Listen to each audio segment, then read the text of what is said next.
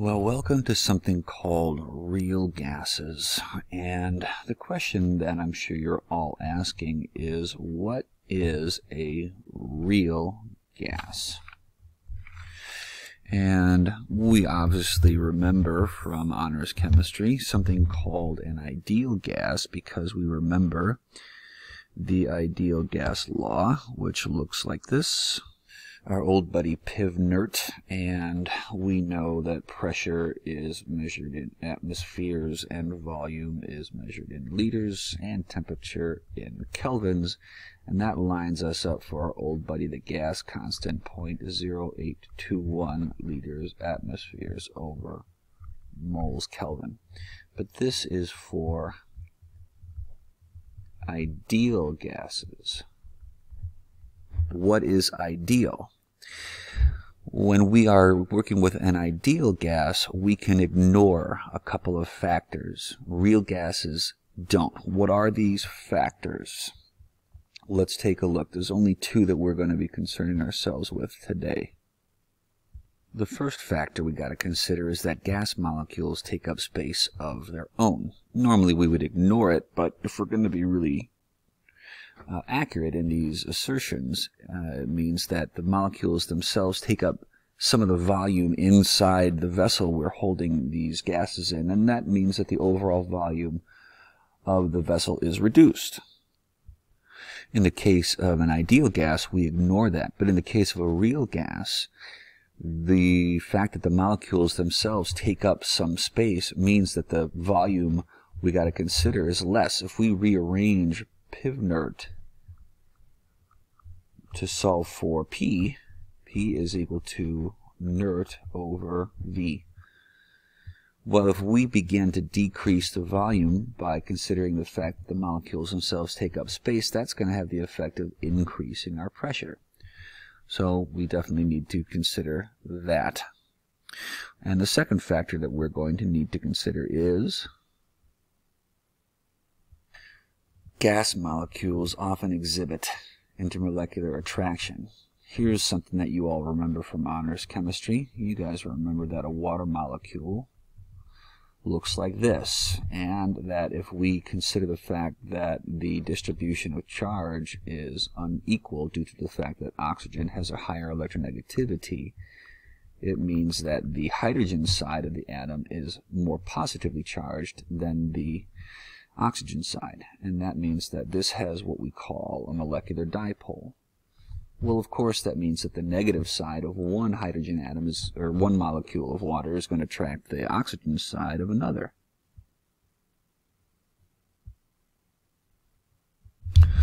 So when we have intermolecular attractions like this, what they call van der Waals forces, it reduces our pressure, because some of the velocity of these molecules as they're moving gets reduced by the fact that there is sometimes this intermolecular attraction between the molecule in question and the ones next to it.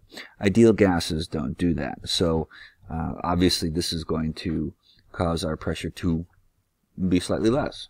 So we want to take into consideration these two factors, and we're going to call factor A our intermolecular attraction, and we'll call factor B our volume. And here's what this looks like. We're going to there's some easy numbers associated with this. Let me show you what we're talking about here. So we'll have some values for both of these. So what we have is these two values for A, which is our intermolecular attraction, and B, which is our volume. And you'll notice that molecules like helium, which don't really have a whole lot of polarity, have a pretty small value for intermolecular attraction, while molecules like water, which we know to be pretty highly polar, have a pretty large factor. And molecules that are larger, for example, in this sample here, I'd say xenon, which is in row 5 of our periodic table is pretty big, and so it's got a larger volume than molecules that are comprised of smaller atoms. So here's how this works. If we know that, according to Pivnert, pressure is equal to nRT over V, this is going to change a little bit when we take into consideration these two forces. And so this new version for the ideal gas law looks like this. We're going to call this observed pressure. And look how the real gas law slightly changes from the ideal gas law. We still have our volume, but we're going to subtract from it this factor B, this B factor for volume. And so we're going to take into consideration the number of moles of atoms. Obviously, the more moles we have, the larger the volume is. We also want to subtract from our observed pressure this intermolecular attraction, and that's going to be this, our value A, times the number of moles over the volume, and all that is squared. And here is what we call the real gas equation. You might see it looking like this, where the P observed plus this intermolecular attraction is equal to nRT over V minus NB. This is what we call the van der Waals equation. And these are what we call van der Waals constants, so van der Waals forces. I'm going to leave it like this because that makes a lot more sense. Let's try a couple of these and see what happens to the pressure when we take into consideration some of these constants. So here's the type of question we should expect. We'll do one just like we did in honors chemistry. We'll say, what is the ideal pressure for a 0.5 mole sample of a gas, sample of nitrogen gas collected in a 10-liter flask at 298 Kelvin. So here's our buddy, the ideal gas law, arranged to find pressure.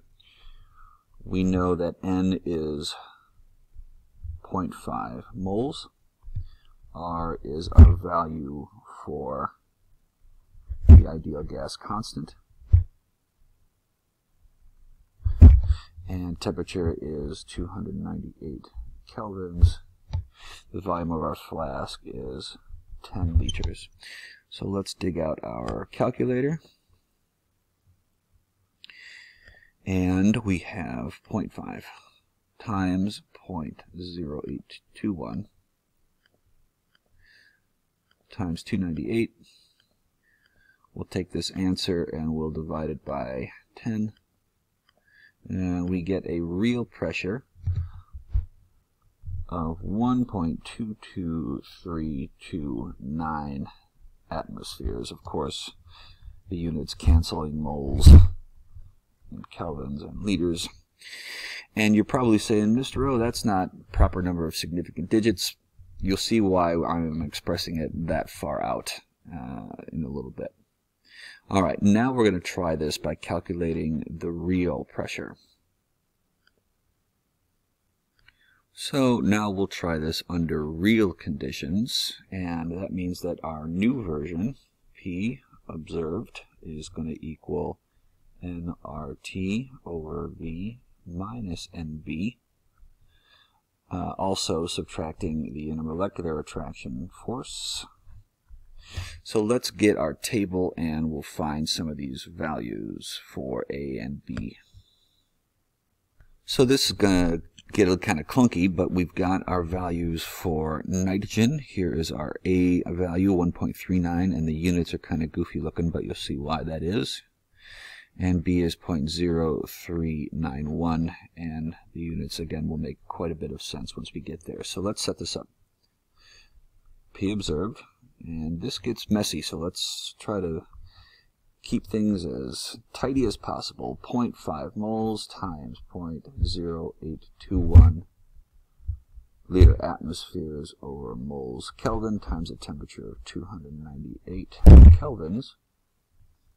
Our volume was 10 liters, and we're going to subtract from this our number of moles, 0.5, and we're going to multiply that by the B factor, which for nitrogen is 0.0391 liters over moles. Now we're going to subtract from this our A value, which for nitrogen is 1.39. And look at the units. Atmospheres times liters squared over moles squared. And we're multiplying this by our number of moles, 0.5, times our, or by our volume, 10 liters, and all that is squared. Now I'm going to leave this up to you to decide how the units cancel, but I think you'll find that they do. For example, you'll see that you know, this moles cancels this moles, and this mole cancels this moles, and kelvins and liters and all that stuff. And this liters is going to cancel out this liters, which we're subtracting from here. So it all works out when we do this. So our answer will be in atmospheres, and the same here, because liters squared here is going to cancel out liters squared, moles squared is going to cancel out moles squared, and leave us in atmospheres. So what I'm going to do is I'm going to calculate both parts of this independently. So I'll do this part first, and then this part. So let's bust out our calculator. And through the magic of technology, we get the answer for the first part. I get 1.2257 atmospheres. And this makes sense. Obviously, we have reduced our volume, and of course, according to Boyle's law, P1V1 equals P2V2, so decreasing the volume should increase the pressure slightly, which is what happened. And now we'll do this second part. And so, through the magic of technology, I will instantly get my answer. So doing this second part, we get 0.00348 atmospheres. So, what is our new pressure, our real pressure? So let's take 1.2257, subtract from this the answer to the second part, and we get 1.222225 atmospheres. Did our pressure change from the ideal situation? According to this, 1.22329 atmospheres. So the real pressure and the ideal pressure are slightly different, and this should be slightly less. Long and complicated, but not that bad, as long as we try to keep things as neat as we can. All right? And ladies and gentlemen, that's the real gas law.